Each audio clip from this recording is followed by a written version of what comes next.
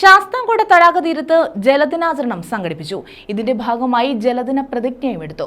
Block ഗ്രാമപഞ്ചായത്തുകൾ, തടാക സംരക്ഷണ സമിതി, Devaswom board കോളേജിലെ NCC unit, pre matric hostel എന്നിവ സംയുക്തമായാണ് ദിനാചരണം സംഘടിപ്പിച്ചത്.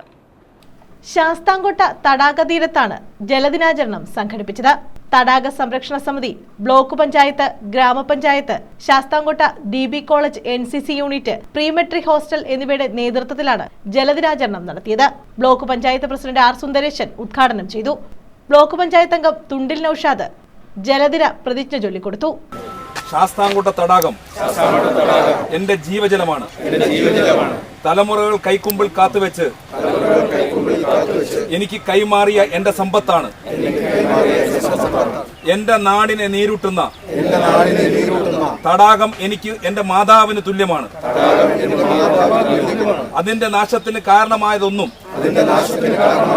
ഞാൻ ചെയ്യില്ല. അതിന്റെ നാശത്തിന് കാരണമാകുന്ന എന്തിനേയും ഞാൻ എതിർക്കും. ഈ ജീവജലം എനിക്ക് കാത്തു സൂക്ഷിക്കേണ്ടതായിട്ടുണ്ട്.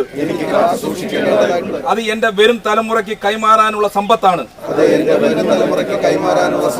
അതെന്റെ അന്തസ്സും എന്റെ അഭിമാനവുമാണ്. സമിതി ജനറൽ കൺവീനർ ഹരി കുർശ്ശേരി അധ്യക്ഷത വഹിച്ചു.